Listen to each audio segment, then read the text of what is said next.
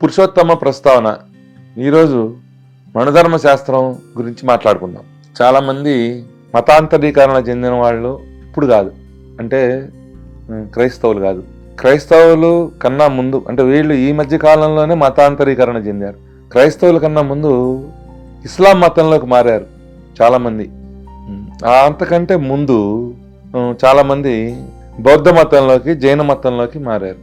తర్వాత ఈ యొక్క సనాతన ధర్మం అని చెప్పుకునే దాన్ని పునరుద్ధరించడం కోసం జగద్గురువులైనటువంటి ఆదిశంకరాచార్యులు వారు అద్వైతాన్ని ప్రతిపాదించి అన్ని మతాలు, అంటే ఈ చార్వాక పాషండ మతాలు ఉంటాయి, చార్వాక పాషండ మతాలని ఓడించారు. ఆయన వాళ్ళని అంటే భౌతికంగా నిర్మూలించడం జరిగింది. అంతకుముందు శంకరాచార్యుడు వచ్చినందువల్ల బౌద్ధ, జైన, చార్వాక మతాలకి కొంత రిలీఫ్ లభించింది. రిలీఫ్ అంటే ఏంటంటే అంతకుముందు చంపేశారు, వాళ్ళని క్రూరంగా నిర్మూలించారు. పల శాతవాహనులు, తర్వాత ఆయన ఋష్యమిత్ర శృంగుడు, ఇలాంటి వాళ్ళు, శిశునాగుడు, వాళ్ళు కాశ్మీర్ రాజు, మిహిరకులుడు, ఇలాంటి వాళ్ళు బౌద్ధుల్ని చాలా క్రూరంగా నిర్మూలించారు. జైన బౌద్ధాలని వాళ్ళు నిరసించారు.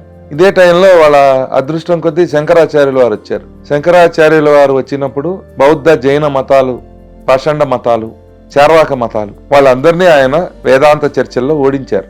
ఓడించి మొత్తం మళ్ళీ ఆ యొక్క మతాన్ని, ఆ అద్వైతాన్ని ప్రబోధించి శాంతిని నెలకొల్పారు. కాలక్రమేణా వాటిల్లో ఉన్న లొసుగులు, లోపాల వల్ల జైన బౌద్ధ మతాలు, చార్వాక పాషండ మతాలు అంతరించిపోయినాయి. కానీ ఈ వేదాల మీద, వేద సాహిత్యం మీద, ధర్మాల మీద, ధర్మం మీద, ముఖ్యంగా ధర్మం మీద అపరిమితమైన ద్వేషంతో ఈ మతం మారినటువంటి వాళ్ళు వెనక్కి రావటానికి మార్గం లేక, ఎక్కడ ఉండాలో ఎలా ఉండాలో తెలియక చాలా ఇబ్బందులు పడ్డారు. సొసైటీలో అడ్జస్ట్మెంట్ ప్రాబ్లమ్స్ బాగా దారుణంగా ఉండేవి. ఎందుకంటే భారతదేశంలో ఉన్నటువంటి వ్యవస్థ ధర్మం ప్రకారం నడుస్తుంది. ఇక్కడ వర్ణాశ్రమ ధర్మాలు, తర్వాత వృత్తులు, వృత్తి కులాలు అన్ని కూడా ఫిక్స్ అయిపోయి ఉంటాయి. కొత్త వాళ్ళు వచ్చినప్పుడు ఎక్కడ పడితే అక్కడ ఎవరు పడితే వాళ్ళు చేరటానికి అంత గ్యాప్, ఖాళీ ఉండదు. ఆ కారణం చేత చాలా ఏమంటారు, ఒడిదుడుకులకి, తర్వాత సంఘర్షణకి లోనైంది భారతదేశపు సంఘం, సమాజం. అలా వచ్చిన వాళ్ళు చాలా మంది అడ్జస్ట్ కాలేకపోయారు. ఒకవేళ అడ్జస్ట్ అయినా అది నటన మాత్రమే, వాళ్ళ మనుగడ కోసం అడ్జస్ట్ అయ్యారు. కానీ వాళ్ళ ఆ వేదాలు, ఆ ధర్మం మీద వ్యతిరేకత అనేది వాళ్ళకు పోలేదు. అయితే ఏంటంటే ఆ వ్యతిరేకత వ్యక్తం చేస్తే మనుగడ ఉండదు కాబట్టి ముసుగేసుకున్నారు. ముసుగేసుకొని వచ్చారు. ఆ తర్వాత ఏమైందంటే చూడండి, వైష్ణవ మతం అంటే ద్వైతం. రామానుజాచార్యుల వారు ఒక ఆయన వచ్చాడు. ఆయన ఎవరితో వాదించి ఓడించి గెలిచింది ఏం లేదు. ఆయన ఒక పుస్తకం రాసుకున్నాడు, ఇదే సిద్ధాంతం అన్నాడు. దీన్ని అందరూ పాటించండి. ఆయన పాటించే వాళ్ళు కొంతమంది తయారయ్యారు. అది ఒక మతం. తర్వాత బసవేశ్వరుడు గారు, ఆయన ఒక మతం పెట్టుకున్నాడు, వీరశైవం. అది వీర వైష్ణవం అయింది, ఇది వీరశైవం అయింది. ఇద్దరు కొట్టుకున్నారు, ఘర్షణ పడ్డారు, తగాదాలు జరిగినాయి. అయితే ఏంటంటే బౌద్ధ, జైన మతాలు అవసాన దశలో ఉన్నప్పుడు వీరశైవం, వీర వైష్ణవం వచ్చినాయి. ఇది గమనించాలి. వీర వైష్ణవులు, వీరశైవులు ఒకరితో ఒకళ్ళు కొట్లాడుకోవాలా. ఎందుకంటే వీళ్ళిద్దరు ఒక చోట లేరు, పెద్ద సరిహద్దు ఉంది ఆ శైవులకి, వైష్ణవులకి. వాళ్ళు కలవాలా, ఒక చోటకు వచ్చి యుద్ధాలు జరగలేదు, చిన్న చిన్న తగాదాలు జరిగినాయి, అది వేరే విషయం. కానీ శైవుల వల్ల జైన మతం, వైష్ణవుల వల్ల బౌద్ధ మతం విపరీతమైనటువంటి ఒక అట్రాసిటీస్కి గురైనాయి. ఎందుకంటే బౌద్ధులకి, జైనులకి రాజాశ్రయం పోయింది. అప్పుడు వీళ్ళు బాగా బలంగా ఉన్నారు. శైవం, వైష్ణవం కొత్తగా పుట్టిన మతాలు ఉత్సాహంగా ఉన్నాయి. వాళ్ళు బాగా సన్యాసుల్ని చాలా వేధించారు, వాళ్ళని చంపేశారు కూడా చాలా చోట్ల. అల్టిమేట్ గా కనపడకుండా పోయింది దక్షిణ భారతదేశంలో జైన బౌద్ధ మతాలు పోవడానికి కారణం అది. అంటే ఇంత ఇంట్రడక్షన్ ఎందుకు చెప్తున్నానంటే మనుధర్మ శాస్త్రం గురించి. మనుధర్మ శాస్త్రాన్ని తగలబెట్టాలి అని ఇప్పుడు అంబేద్కర్ తగలబెట్టమన్నాడు. ఆయన ఎక్కడ చెప్పాడో ఆయన మనకు తెలియదు, నాకు అంత ఐడియా లేదు. అయితే మనుధర్మ శాస్త్రం గురించి, అసలు ధర్మశాస్త్రం గురించి నేను ఒక విషయం చూద్దాం అనుకుంటున్నాను. అదేంటంటే మనుధర్మ శాస్త్రం అసలు ఎప్పుడు చెప్పబడింది అనేది మనం గ్రహించాలి. ఏ మనువు చెప్పాడు అనేది. ఎందుకంటే చాలా మంది మనువులు ఉన్నారు, 14 మంది మనువులు ఉంటారు. వాళ్ళ ఒక్కొక్క మనువు ఉన్నప్పుడు దాన్ని ఒక మన్వంతరం అంటారు. అట్లా ఈ మనుధర్మ శాస్త్రం మనువు చెప్పిన ఏ మనువు చెప్పాడో తెలియదు. బహుశా ఫస్ట్ ఆయన చెప్పుంటాడు, ఎందుకంటే అప్పటికే ధర్మం పుట్టింది కాబట్టి. ఈ మనుధర్మ శాస్త్రాన్ని స్వయంభూ మనువు గారు చెప్పాడు అని మనం అనుకుందాం. ఎందుకంటే మిగతా వాళ్ళు చెప్పినట్టు ఎక్కడ దాఖలాలు లేవు. స్వయంభూ మనువు గారు మనుధర్మ శాస్త్రాన్ని చెప్పిన తర్వాత ఏమైంది? స్వయంభూ మనువు అనే వాడు పోయిందా, అది ఫస్ట్ మొదటి మన్వంతరం. ఆ మన్వంతరంలో హిరణ్యాక్షుడు వాళ్ళు కాదు, అప్పుడు ధ్రువుడు అలాంటి వాళ్ళు పుట్టారు. దక్ష ప్రజాపతి, కర్దమ ప్రజాపతి, రుచి ప్రజాపతి, అట్లా ఫస్ట్ జనరేషన్. ఫస్ట్ భూమి మీద మానవులు ఉద్భవించినది స్వయంభూ మను ద్వారానే పుట్టారు. ఆ తర్వాత అప్పుడు చెప్పాడు ఆయన మనుధర్మ శాస్త్రాన్ని, మానవులు ఎలా జీవించాలి, ఏ ధర్మం ప్రకారం జీవించాలి అని చెప్పారు. అదిగో ఆ మనువు వారసుల్లో అగ్నిధ్రుడు, నాభి, ప్రియవ్రతుడు, వృషభుడు, భరతుడు 5th జనరేషన్. అంటే భరతుడు ఈ స్వయంభూ మనువుకి 5వ తరంలో వాడు. ఈ భరతుడు భారతదేశాన్ని, భరతవర్షాన్ని ఎవరి పేరు మీదనైతే ఈ దేశం భరతవర్షం, భరతఖండం అని పిలువబడుతూ కర్మభూమి, ధర్మభూమిగా నిలబడిందో, ఆ భరతుడు అనేటటువంటి రాజు ఈ దేశాన్ని పరిపాలించేటప్పుడు వాళ్ళ నాన్నగారైనటువంటి వృషభదేవుడు చెప్పినట్టు కర్మభూమిగా ఎంచి పరిపాలిస్తాను అని చెప్పాడు. అందువలన ఈ కర్మభూమిలో చేసినటువంటి యొక్క పుణ్యాలు, జపము, తపస్సు, అధ్యయనము అన్ని కూడా మోక్షదాయకాలు అవుతాయి, అత్యుత్తమమైనటువంటి ఫలితాలు ఇస్తాయి అని చెప్పాడు. ఈ భరతవర్షం, భరతఖండానికి అవతల ఉన్న దాంట్లో చేసే వాళ్ళకి ఈ ఫలితాలు లేవు అని కూడా చెప్పాడు. కాబట్టి మిగతావన్నీ కూడా భోగభూములు, అది చేసిన కర్మలు అనుభవించడానికి. వాళ్ళు దాచుకునేది ఏం లేదు, సాధించేది కూడా ఏం లేదు. ఒక్క భరతవర్షంలో మాత్రమే ఆ రోజున భరతుడు ధర్మ ప్రకారం పరిపాలిస్తాను అన్నాడు. కాబట్టి ఇది కర్మభూమి, ధర్మభూమి. ఆ విధంగా జరిగింది. అట్లా స్వయంభూ మనువు తర్వాత స్వరోచీష మనువు, తర్వాత ఉత్తముడు, తర్వాత తామస, తర్వాత రైవత, తర్వాత చాక్షుష అనే మన్వంతరాలు గడిచినాయి. చూడండి, ఒక్కొక్క మనువు మన్వంతరము అంటే ఏంటంటే ప్రాజెనిటర్ అంటారు మనువుని. అదే మన భాషలో చెప్పాలంటే మనం 01, 02 అంటున్నాం కదా. ఇప్పుడు మనం వైవస్వత మన్వంతరంలో ఉన్నాం. ఈ వైవస్వత మనువు అనేవాడు 07, 7వ జనరేషన్. 7వ జనరేషన్ అంటే చూడండి, ఒక మనువుకి, ఒక మన్వంతరానికి, తర్వాత మన్వంతరానికి సంబంధం ఉండదు. ఆ మన్వంతరంలో పుట్టిన వాళ్ళు వేరు. ఆ మానవులు వాళ్ళ సైజు, తర్వాత వాళ్ళ జీవన ప్రమాణాలు వాళ్ళవి ఉంటాయి. అట్లా ఇప్పటికీ 6 మన్వంతరాలు గడిచి, ఇది స్వయం మనుధర్మం పుట్టిన తర్వాత, మనుధర్మ శాస్త్రం చెప్పబడిన తర్వాత 6 మన్వంతరాలు గడిచి 7వ మన్వంతరం నడుస్తున్నది. ఇప్పుడున్న ఆయన పేరు స్వయంభవ మనువు. ఈ స్వయంభవ మన్వంతరంలో ఇప్పుడు ఎన్నో మహాయుగాలు ఉంటాయి. ఒక్కోదానికి 72, 74 ఉంటాయి. ఇప్పుడు ఇది ఎన్నోదో ఒక మహాయుగం నడుస్తున్నది. మహాయుగంలో 4 యుగాలు ఉంటాయి. సత్యయుగం, తర్వాత ద్వాపరం, తర్వాత కలియుగం, 4 యుగాలు ఉంటాయి కదా, చాతుర్యుగాలు ఉంటాయి. ఈ 4 యుగాలు గడిచినప్పుడు కృతయుగము, త్రేతాయుగం, ద్వాపర యుగం, కలియుగం. అట్లా ఇప్పుడు నడుస్తున్న దాంట్లో మనం కలియుగంలో ఉన్నాం. పోతే ఈ ధర్మాలన్నింటినీ ఇంప్లిమెంట్ చేసేది, పరిపాలించేది రాజ్య నిర్వహణకి, ప్రజా నిర్వహణకి వాడుకుంటాం మనం. రాజనిర్వహణకి ధర్మశాస్త్రాన్ని వాడతాం. ధర్మశాస్త్ర ప్రకారం నిర్ణయాలు తీసుకుంటారు. అట్లాగా చెప్పినప్పుడు ఇప్పుడు అవి లేవు. మనుధర్మశాస్త్రం ఇప్పుడు ఎవరు పాటించట్లేదు. మనుధర్మశాస్త్రం అనేది అమల్లో లేదు. ఇప్పుడు తర్వాత అంటే మన జనరేషన్స్ మారిన తర్వాత, పర్టికులర్ గా ఈ కలియుగంలో చాలా మారినాయి. ఇప్పుడు చూడండి, ఆ కృతయుగంలో అప్పుడు పరశురాముడు ఆయన క్షత్రియులందరినీ నిర్మూలించి రాజ్య పరిపాలన చేసినప్పుడు పరశురాముడు గారు ఆయన ఒక స్మృతి రాసుకున్నాడు. పరశురామ స్మృతి అంటారు దాన్ని. దాని ప్రకారం ఆయన చాలా కాలం పరిపాలించాడు. పరిపాలించిన తర్వాత ఇది వద్దు అనుకొని ఆయన ఆ రాజ్యం అంతా కశ్యప ప్రజాపతికి దానం చేసి ఆయన వెళ్ళిపోయాడు. అది అంతటితో అయిపోయింది. తర్వాత చూడండి, బోధాయన ధర్మసూత్రాలు. బోధాయనుడు అనే ఒక ఋషి చెప్పాడు. ధర్మసూత్రాలు పాటించే వాళ్ళు కొంతమంది ఉన్నారు. తర్వాత ఆపస్తంభ ధర్మసూత్రాలు ఉన్నాయి. ఆ సూత్రాలు పాటించే వాళ్ళు ఉన్నారు. ఇప్పుడు పాటిస్తారు. తర్వాత యాజ్ఞవల్కుడు ఒక ధర్మశాస్త్రం రాశాడు. యాజ్ఞవల్క స్మృతి అంటారు దాన్ని. తర్వాత అశ్వలాయన శాఖ ఉంది. ఆ తర్వాత కాత్యాయనుడు ఉన్నాడు. ఈ అన్ని కూడా పాటిస్తారు బ్రాహ్మణులు. పర్టికులర్ గా బ్రాహ్మణ శాఖల్లో ఈ సూత్రాలు పాటించుకుంటూ ఈ గ్రహ సూత్రాలు, ధర్మ సూత్రాలు అనేవి పాటిస్తున్నారు ఇప్పుడు. అయితే ఏమైందంటే భారతదేశాన్ని దగ్గర అప్పుడు 12వ శతాబ్దంలో 1200 చిల్లరలో ముస్లింస్ స్వాధీనం చేసుకున్న తర్వాత వాళ్ళు భారతదేశాన్ని చాలా భాగాల్ని, వాళ్ళ పరిపాలనలో ఉన్న భాగాల్ని షరియా అనే రూల్ ప్రకారం పరిపాలించారు. ఖురాన్లో చెప్పిన విధానాల ప్రకారం పరిపాలించారు. అప్పుడు ఈ ధర్మసూత్రాలు ఇవి ఎవరు అమలు పరిచే వాళ్ళు లేరు. ముస్లింస్ షరియా ప్రకారం పరిపాలించి దానికి వ్యతిరేకించిన వాళ్ళందరినీ కాఫీర్లు అన్నారు. బాగా కోపం వాళ్ళని చంపేశారు. మిగతా వాళ్ళని జుట్టు పెంచుకుంటే, గుడికి పోతే, పిల్లల్ని కంటే పన్నులు వసూలు చేసి, ఆ తర్వాత 10 రెట్లు 20 రెట్లు ఎక్స్ట్రా పన్నులు వసూలు చేసి చావు కొట్టి చెవులు మూసారు. అది షరియా రూలు. షరియా అయిపోయింది కదా. తర్వాత బ్రిటిష్ వాళ్ళు వచ్చారు. దీంట్లో కొంత బెటర్, మిగతా ముస్లింస్ కన్నా కూడా బ్రిటిష్ వాళ్ళు కొంత బెటర్. దేనికంటే వాళ్ళు బ్రిటిష్ దేశం నుంచి మనకేం చట్టాలు తీసుకురాలా, అందుకు మెచ్చుకోవాలి వాళ్ళని. బ్రిటిష్ వాళ్ళు ఏం చేశారంటే కార్నవాలీస్ అని ఒక గవర్నర్ జనరల్ గారు వచ్చాడు మనకి. ఈ గవర్నర్ జనరల్ గా వచ్చినటువంటి కార్నవాలీస్ గారు మెకాలే మెకాలే వాడిని పెట్టి అట్లాంటి అధికారులను పెట్టి భారతదేశంలో ఉన్నటువంటి యొక్క అప్పటికి అమల్లో ఉన్నటువంటి యొక్క ఈ ధర్మ సూత్రాలు, న్యాయ సూత్రాలు వీటన్నిటిని కూడా కోడిఫై చేశారు. దాన్ని ఏమన్నారు? మెకాలే కోడ్ అన్నారు. మెకాలే కోడ్ అన్న తర్వాత 1857 తిరుగుబాటు జరిగిన తర్వాత 58లో విక్టోరియా రాణి ప్రకటన వచ్చింది. అప్పుడేమైందంటే బ్రిటిష్ ఈస్ట్ ఇండియా కంపెనీ భారతదేశాన్ని పరిపాలించడం అనే దాన్ని తీసేసి డైరెక్ట్ గా బ్రిటిష్ రాణి, బ్రిటిష్ క్రౌన్, తర్వాత బ్రిటిష్ పార్లమెంటు మనల్ని పరిపాలించడం మొదలుపెట్టింది.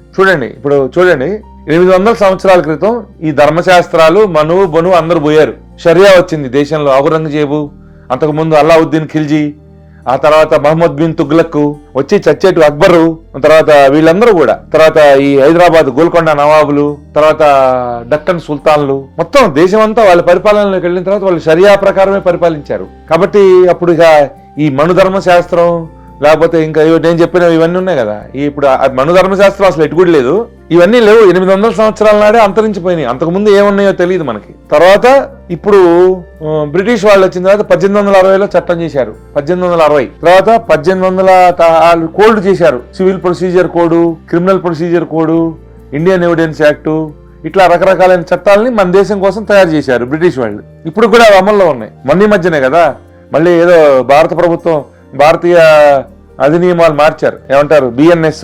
బిఎన్ఎస్ఎస్, తర్వాత భారతీయ సాక్షి అధినియమం అని మార్చారు. కొత్తవి అవి ఏం లేవు. అదే అప్పుడు ఉన్నవే కొద్ది మార్పులు చేసి ముందు సెక్షన్లు వెనక్కి సెక్షన్లు ముందుకు పెట్టారు.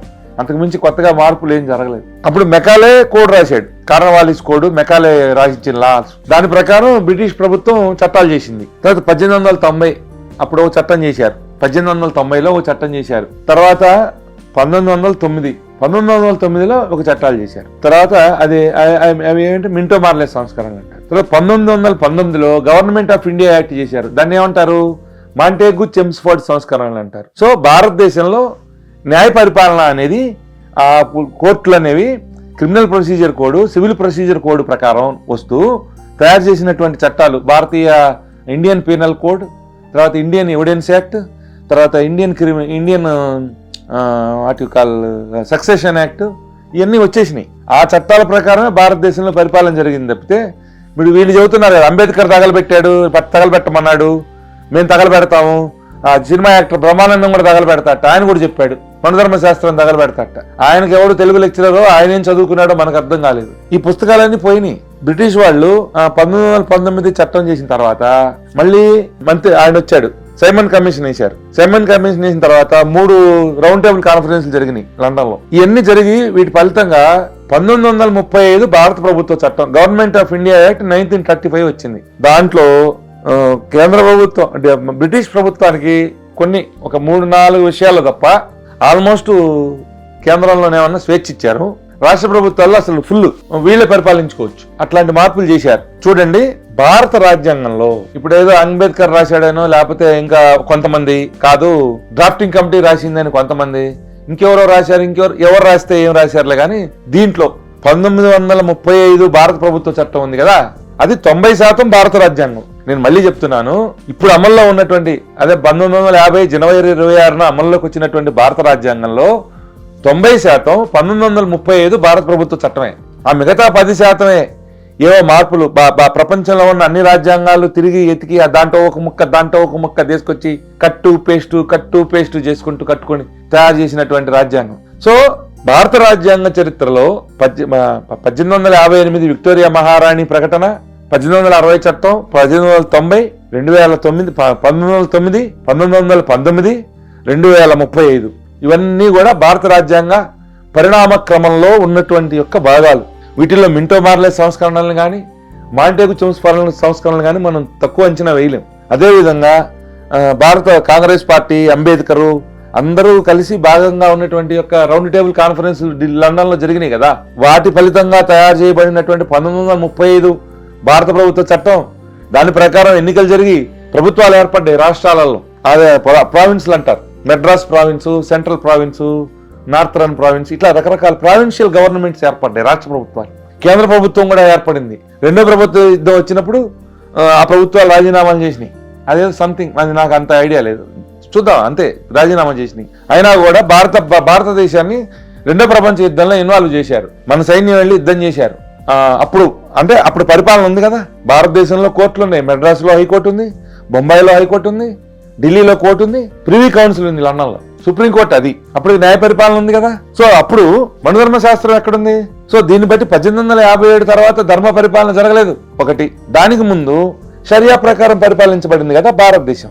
ఏమండి, ఎవరో కొంతమంది వాళ్ళ ఇళ్లలో వాళ్ళ సొంతానికి వాళ్ళు అమలు జరుపుకున్నవి, ఆచరణ చేసినవి, పాటించేవి అవన్నీ ఏమంటారు? పర్సనల్ లాస్, పర్సనల్ ప్రాక్టీసెస్ అంటారు. ఎవరో మైనారిటీలు చెప్పినట్టు ఊళ్ళల్లో ఊరి బయట ఎక్కడ ఉంటాయండి బ్రాహ్మణుల కొంపలు? బ్రాహ్మణులు నడివుల్లో ఉండరు కదా, ఎక్కడో ఒక మూల ఉంటారు. వాళ్ళకి ఒక బజార్ ఉంటుంది, అక్కడెక్కడో కూర్చొని వాళ్ళు ఏదో చేసుకొని ఆ సూత్రాలు ఈ సూత్రాలు అయ్యి మనకెందుకు? జనాల మీద అవి పాటిస్తారా? నా ధర్మశాస్త్రం అంటే పోలీసులు, బ్రిటిష్ పోలీసులు కూడా కొడతారు, చచ్చేట్టు కొడతారు, కేసు పెట్టి జైల్లో పెడతారు. అప్పుడు కూడా రాజ్యాంగ చట్టం ప్రకారమే కదా పరిపాలన. సో నేను అనేది ఏంటంటే కనీసం 19వ శతాబ్దం వచ్చిన దగ్గర నుంచి 20వ శతాబ్దం వచ్చిన దగ్గర నుంచి అయితే ఈ ధర్మాలు గిర్మాలు ఏం లేవు. ఈ చట్టాలే పరిపాలిస్తున్నాయి భారతదేశాన్ని. బ్రిటిష్ రాజ్యంలో, ముస్లిం రాజ్యంలో షరియా ప్రకారం పరిపాలన జరిగింది. అక్కడికి ఎవరు నోరెత్తినా వాళ్ళు చంపేస్తారు, చంపటమే. అందుట్లో ఏ జాలి దయ ఉండదు. షరియా అందుట్లో కాఫీర్లు వాళ్ళ దృష్టిలో మనుషులే కాదు. కాఫీర్ ఇంకో పత్తర్మాన్న రాళ్లతో కొట్టి చంపేస్తారు వాళ్ళు కాఫీర్లని. ఇప్పుడు నాకు అర్థం కాని విషయం ఏంటంటే చాలా మంది నేను చూస్తున్నాను సోషల్ మీడియాలో కూడా అవి వస్తుంటే అది స్క్రోల్ చేస్తున్నా కూడా వాళ్ళే వస్తారు. మేము మనుధర్మ శాస్త్రాన్ని తగలబెడతాం, మాకు చీపురు కట్టారు, మూతికి ముంత కట్టారు. ఎవరు? ఎక్కడ నడిచింది పరిపాలన? బ్రిటిష్ ప్రభుత్వం భారతదేశాన్ని పరిపాలిస్తున్నప్పుడు దేని ప్రకారం పరిపాలన నడిచింది? ముస్లింలు పరిపాలిస్తున్నప్పుడు దేని ప్రకారం పరిపాలన నడిచింది? ఇవి చెప్పకుండా ఏ ఉద్దేశాలతోటి మనుధర్మ శాస్త్రం ఎవడు పాటిస్తున్నాడు? మనుధర్మ శాస్త్రాన్ని ఎవరు అమలు పరుస్తారు? ఆ మిషనరీ ఏది? మనుధర్మ శాస్త్రాన్ని అమలు పరిచే మిషనరీ ఎక్కడుంది? ఎవరు అమలు చేస్తున్నారు? ఎందుకు అమలు చేస్తున్నారు? దానివల్ల ఎవరికి నష్టం కలిగింది? అసలు మనుధర్మ శాస్త్రాన్ని పాటించాల్సిన వాళ్ళే ఎవడు పాటించట్లేదు కదా. నేను ఇందాక చెప్పా కదా ఆ సూత్రాలన్నీ మారిపోయినాయి అని. తర్వాత చెప్పా కదా అశ్వలాయన, బోధాయన, తర్వాత ఎవరు అపస్తంభుడు, యజ్ఞవల్లికుడు, కాత్యాయనుడు, ఇవి కదా ధర్మసూత్రాలు. తర్వాత వచ్చినాయి, వాళ్ళు పాటించుకుంటారు. ఆవిడకి ఇష్టమైతే వాడు పాటిస్తాడు. ఈ ధర్మసూత్రాలు పాటించకపోతే ఉరిశిక్ష చేస్తామని ఏమన్నా భారత రాజ్యాంగం చెప్పిందా? లేదు. ధర్మసూత్రాలు పాటించకపోతే మీకు శిక్ష పడుతుంది, మీకు అన్యాయం జరుగుతుంది, అది చేస్తామని ఎక్కడైనా ఏ రాజ్యాంగం ఏ చట్టంలోనైనా ఉందా? ఏ పోలీసులను అరెస్ట్ చేస్తారా ధర్మం పాటించకపోతే? అసలు ఎవరైనా ఉందా? ఎక్కడ ఇంతవరకు అట్లాంటి సంఘటనలు మనం ఎక్కడైనా చూసామా? ఏ పుస్తకాలు తగలబెడతారండి? అప్పుడు ప్రింటింగ్ లేదు. మనం ఉన్నప్పుడు పుస్తకాలు ఎక్కడ రాశారు వాళ్ళు? పుస్తకాలు లేవు కదా. ఇప్పుడు మీరే ప్రింట్ చేసుకొని మీరే తగలబెట్టుకుంటారా? లేకపోతే ఒక కాగితం తీసి దీని పేరు మనుధర్మ శాస్త్రము అని చెప్పి ఆ కాగితాన్ని తగలబెట్టి మేము మనుధర్మ శాస్త్రం తగలబెట్టా అంటారా? పెట్టుకోండి. అసలు మనుధర్మ శాస్త్రాన్ని ఇంకో ధర్మశాస్త్రాన్ని ఇందాక నేను చెప్పిన ధర్మసూత్రాలను అమలు పరిచే వ్యవస్థ ఎవరిది? ఎక్కడ ఉంది? ఎవరు అమలు పరుస్తున్నారు? ఈ పాటించిన వాళ్ళని ఎవరు శిక్షిస్తున్నారు? పాటించితే ఎవరు శిక్షిస్తున్నారు? పాటించకపోతే ఎవరు శిక్షిస్తున్నారు? అసలు పాటించమని ఎవరికి చెప్తున్నారు? వీటన్నిటికీ సమాధానాలు చెప్పకుండా మైకు దొరికిందని, సోషల్ మీడియా ఉందని, ఫోన్ ఉందని ప్రతివాడు అది చేస్తాం, మాకు అది జరిగింది. మీకు ఏం జరిగింది రా? 800 సంవత్సరాల నుంచి 800 సంవత్సరాలు షరియా పాలన నడిచింది, 200 సంవత్సరాలు బ్రిటిష్ పాలన నడిచింది. ఎప్పుడో భారతదేశంలో చట్టాలు రాజ్యాంగం అమల్లోకి వచ్చినాయి. ఎవరికి చెప్తున్నారు ఈ స్టోరీలు? ఎవరు చెప్తున్నారు? బియ్యం కోసం, గోధుమల కోసం, గంజినీళ్ళ కోసం మతాలు మారిన వాళ్ళు నలుగురిని పెళ్లి చేసుకోవచ్చు, ఇష్టం వచ్చినట్టు ఉండొచ్చు, ఆస్తులు పంచే పనిలేదని మతం మారిన వాళ్ళు, ఆ తర్వాత ఇందాక చెప్పుకున్నాం కదా జైన బౌద్ధాలకు మారి వెనక్కి వచ్చిన వాళ్ళు, వీళ్ళు ధర్మ ప్రకారం జీవించే వాళ్ళ మీద ఉన్నటువంటి కక్షతోటి, ద్వేషంతో విషం గక్కుతూ మాట్లాడే మాటలు తప్పనిచ్చి అరాచకం లేదు, అరాచకంగా బతకట్లేదు. వీళ్ళు ఏదో ఒక ధర్మం ప్రకారం ఒక క్రమశిక్షణతో బతుకుతున్నారు. ఎవరు ఏమనకపోయినా ఎందుకు వీళ్ళు ధర్మం ప్రకారం ఉంటున్నారు? వీళ్ళని ఏదో ఒకటి చేయాలి, వీళ్ళ మీద ద్వేషం చూపించాలి, విషం కక్కాలి అని ఎడవటం తప్పనిచ్చి ఎవరు అడుగుతున్నారు? అసలు ఏం వ్యవస్థలు ఉన్నాయి? ఈ వ్యవస్థ ఈ ధర్మాన్ని ఇంప్లిమెంట్ చేస్తుంది అని చెప్పే వ్యవస్థ ఎవరిది? ఫలానా వాడు ఇట్లా ఉండాల్సిందే అని అన్నారు కదా.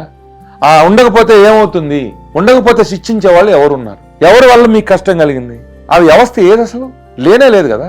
800 సంవత్సరాల నుంచి అయితే ఖచ్చితంగా లేదు. లేని దాని గురించి చూపించి ఎవరి మీద విషయం కక్కుతున్నారు ఈ కన్వర్ట్స్ అందరూ. నేను మళ్ళీ చెప్తున్నాను, కన్వర్ట్స్ అంటే ఇప్పుడు చెప్తున్నటువంటి క్రిస్టియన్ మతంలోకి మారిన వాళ్ళు కాదు. వీళ్ళకన్నా ప్రమాదకరమైన కన్వర్ట్స్ ఉన్నారు. మాజీ బౌద్ధులు ఉన్నారు ఈ దేశంలో. మా బౌద్ధ మతం అంతరించిపోయిన తర్వాత యువతలకు వచ్చిన వాళ్ళు ఉన్నారు. అంటే హిందూ మతంలోకి మళ్ళీ వెనక్కి వచ్చి దాక్కున్న వాళ్ళు ఉన్నారు. ప్రచ్ఛన్న బౌద్ధులు, వాళ్ళు ప్రచ్ఛన్న జైనులు ఉన్నారు, ప్రచ్ఛన్న చార్వాకులు ఉన్నారు. ఈ మతం మారిన క్రైస్తవులు వాళ్ళు చాలా బలహీనులు పాపం. ఆర్థికంగా కానీ చాలా బలహీనంగా చాలా చిన్న కారణాల వల్ల మతం మారి ఉండొచ్చు, వాళ్ళకి చెప్పేవాళ్ళు కూడా ఉండకపోవచ్చు. కానీ సనాతన ధర్మం మీద, వేదాల మీద, ఈ దేశంలో ఉన్న సంస్కృతి మీద విషం కక్కే వాళ్ళు కాదు.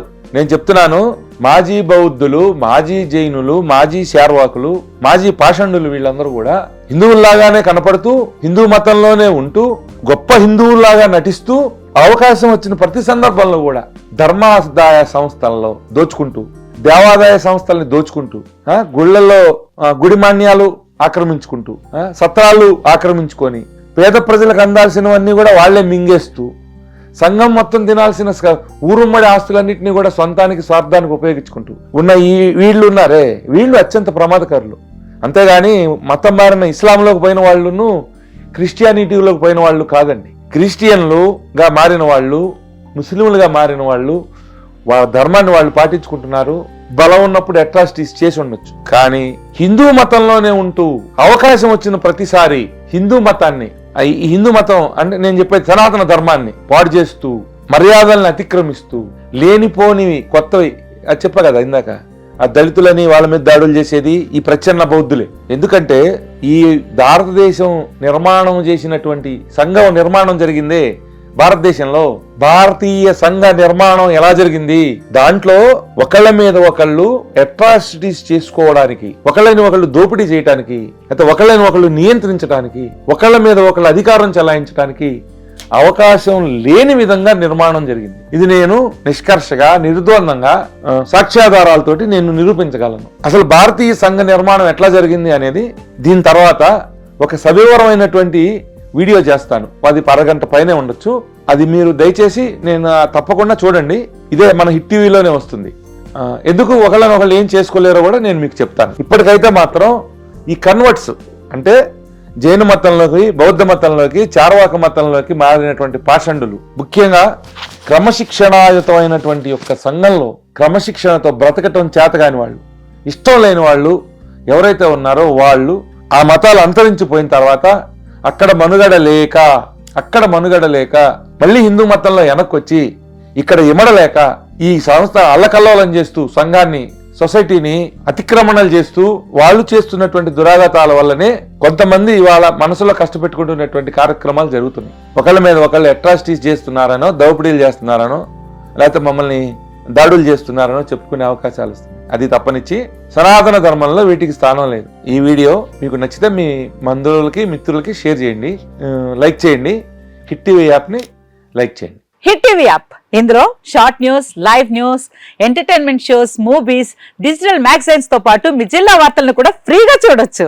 ఇంకెందుకు ఆలస్యం, వెంటనే హిట్ టీవీ యాప్ ని డౌన్లోడ్ చేసుకుని ఫ్రీగా ఎంటర్టైన్మెంట్ పొందండి. Hit TV app. Hit TV app. Please download hit TV app. Hit TV app ని ఫ్రీగా డౌన్లోడ్ చేసుకుని ఎంజాయ్ చేయండి. మీకు నచ్చిన ఎంటర్టైన్మెంట్ కోసం హిట్ టీవీ యాప్ ని ఫ్రీగా డౌన్లోడ్ చేసుకుని ఎంజాయ్ చేయండి. హిట్ టీవీ యాప్ ని డౌన్లోడ్ చేసుకుని ఆస్వాదించండి, ఆశీర్వదించండి. ఇంతమంది సెలబ్రిటీలు హిట్ టీవీ యాప్ ని డౌన్లోడ్ చేసుకోండి అని చెప్తున్నారంటే ఎంత మంచి యాప్ ఆలోచించండి.